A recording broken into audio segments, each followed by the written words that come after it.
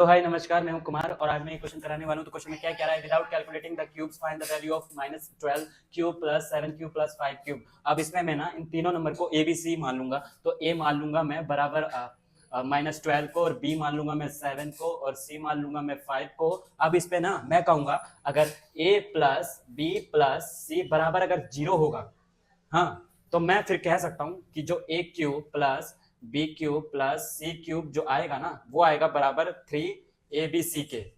तो यहाँ पे ए बी सी का वैल्यू हम पुटिंग करके देख लेते हैं। तो ए आ गया -12 प्लस में 7 प्लस में 5 बराबर कितना 0। तो -12 ये होता है 7 12।